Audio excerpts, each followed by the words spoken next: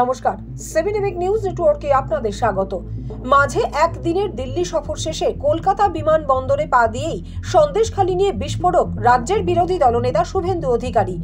সন্দেশখালীতে ঘটে চলা ঘটনার জন্য তিনি সমস্ত দোষ রাজ্যের শাসক দলের ঘাড়ে চাপিয়ে অভিযোগ করেন, রাজ্য পুলিশ কখনোই মূল অভিযুক্ত শেখ শাহজাহানকে গ্রেপ্তার করবে না।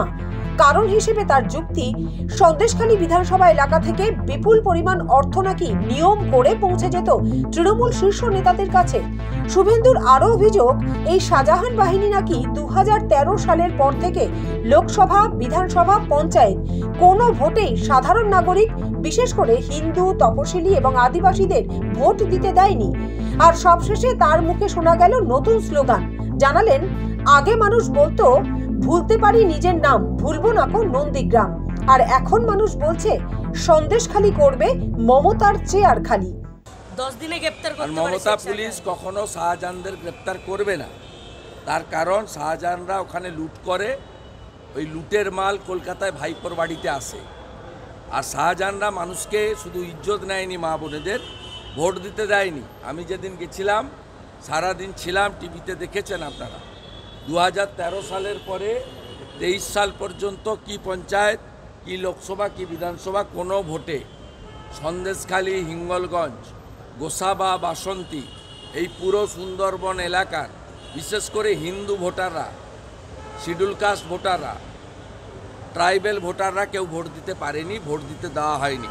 হাতে কালি লাগিয়ে দেওয়া হয়, আর পঞ্চায়েতে নমিনেশন করতে দেওয়া হয় না।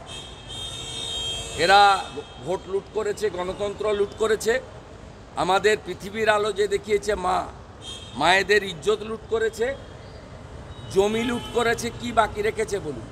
আর নরেন্দ্র মোদীজি যত স্কিম করেছেন, শৌচালয় থেকে আবাস যোজনা, একটা স্কিমও কোনো মানুষ সেখানে পায়নি, সব লুট করে নিয়েছে শাহজাহানরা।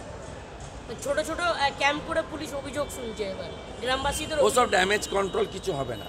কারণ এখন রাজ্য সভাপতি তো সুব্রত বক্সি নয়, রাজ্য সভাপতির নাম হচ্ছে রাজীব কুমার।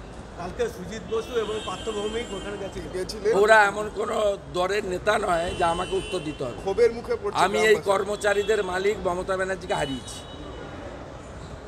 আপনাকে বলে দিচ্ছি, 11-র আগে বলা হতো ভুলতে পারি নিজের নাম, ভুলবো না কোন নন্দীগ্রাম।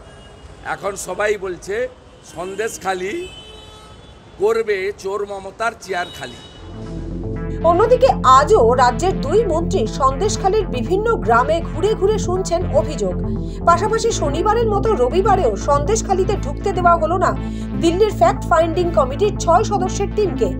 রবিবার সন্দেশখালী পৌঁছাবার আগেই পাটনা হাইকোর্টের প্রাক্তন প্রধান বিচারপতি এল নরসিমা রেড্ডি সহ প্রাক্তন আইপিএস অফিসার, আইনজীবীদের 6 জনকে গ্রেপ্তার করে কলকাতায় ফিরিয়ে এনেছে পুলিশ। কলকাতা থেকে ছোট মাতব্বর এবং Souvik Purkait, 7 EPIC news network. আরও বিভিন্ন খবরের আপডেট জানতে হলে অবশ্যই সাবস্ক্রাইব করুন 7 এবিক নিউজ নেটওয়ার্ক চ্যানেলটি, কারণ আপনাদের একটা সাবস্ক্রিপশন আমাদের কাছে অত্যন্ত মূল্যবান। জয় হিন্দ।